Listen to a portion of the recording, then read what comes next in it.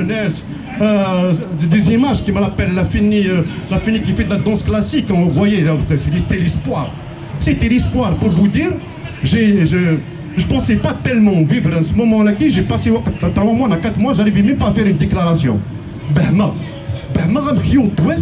Avec tout ce que nous avons vécu, moi qui étais à Alger, je vous le jure, rien que d'avoir l'idée de manifester le lendemain sans le dire à personne. T'as un contingent policier qui t'attend.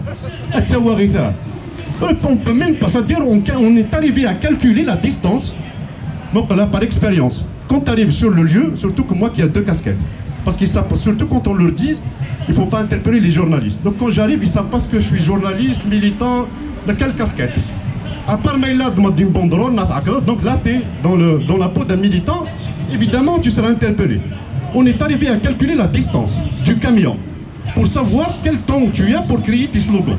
Tellement que c'était impossible de manifester, moi j'ai vécu un rêve, avant que le rêve s'achève, on fait des manières de conférence, nous avons vécu un rêve pendant plusieurs mois, un rêve incroyable. La première manif, le 22 février, j'étais à Alger avec un ami que je salue, j'espère qu'il me voit à travers l'avant-garde d'Algérie, Ahmed Razzaq, qui est un rebelle dans le secteur de la culture, un scénographe et un cinéaste.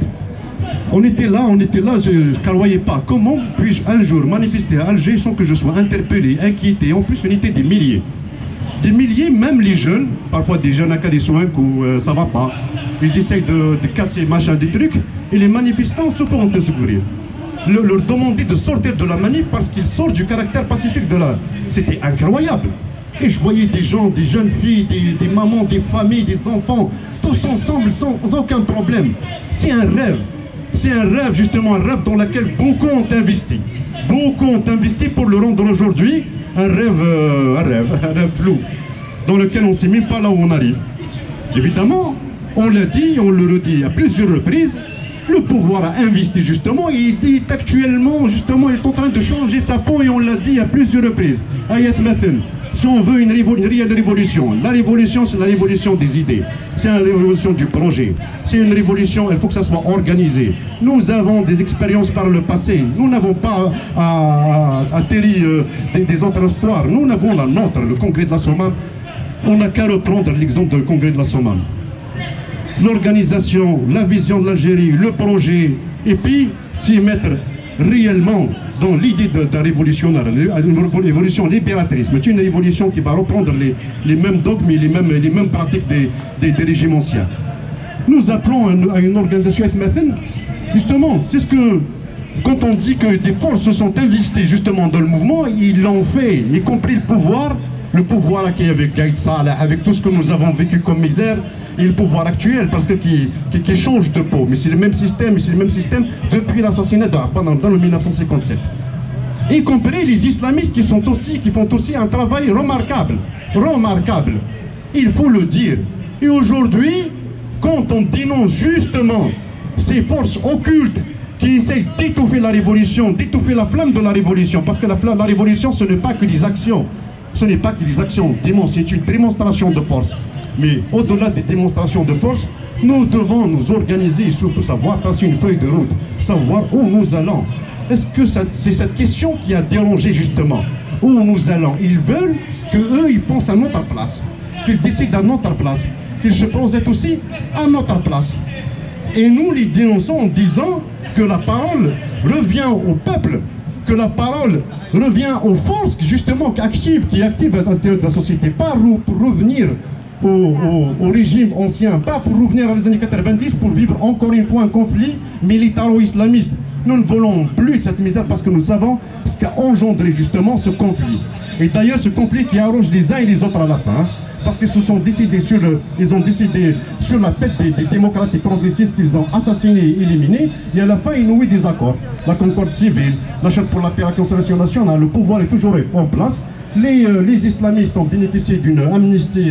Il faut savoir, moi j'ai accompagné beaucoup le mouvement des gardes communaux pendant 3 ans, le mouvement des patriotes, le mouvement des JLD.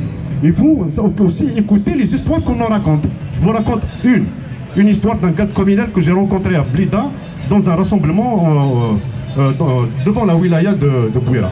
J'ai dit Bouira, pas Blida. Lui il me raconte, il me dit un jour, il a acheté une paire de chaussures pour sa femme.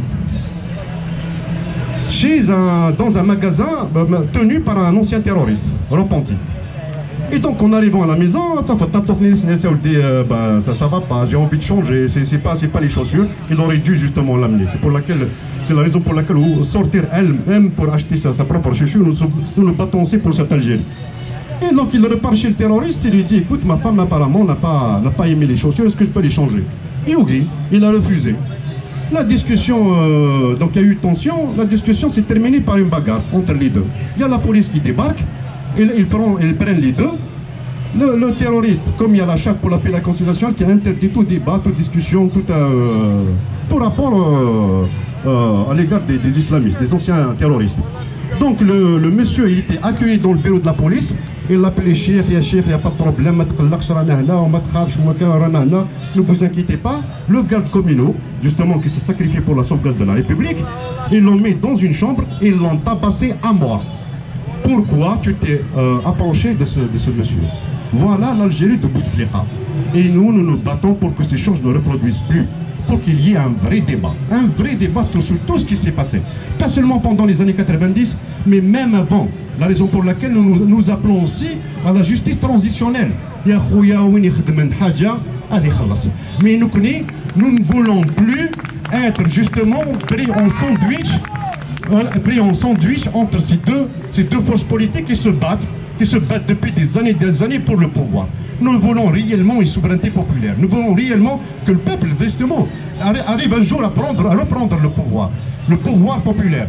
Mais nous voulons que ça soit, nous souhaitons que ça soit, nous battons aussi pour cet idéal, pour que ça soit clair, pour que nous nous battons tous autour d'un projet clair, autour des idéaux clairs, qu'on soit aussi clair entre nous, pour qu'il y ait un débat entre nous.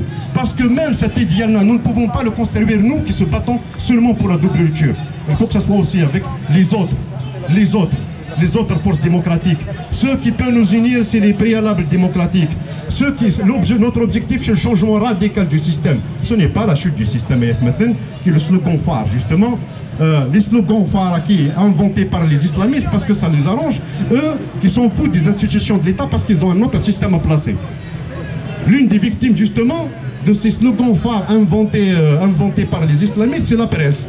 Nous avons tous applaudi les jeunes qui crient, et le peuple qui crie d'une manière générale, Sahafat l'Ar, Sahafat l'Ar. C'est comme si on n'avait pas de presse, on n'avait pas d'histoire de la presse, on n'avait pas des journalistes qui se sont sacrifiés justement pour la liberté de la presse, on n'a pas des organes aussi qui ont souffert et qui continuent à souffrir.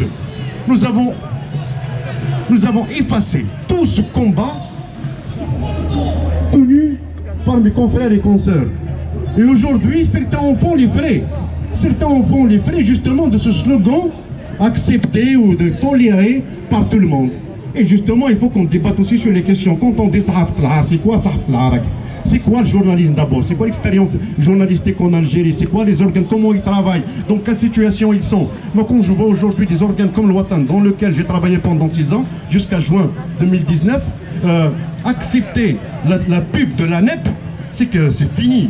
C'est que c'est fini. Ça veut dire qu'ils ont résisté.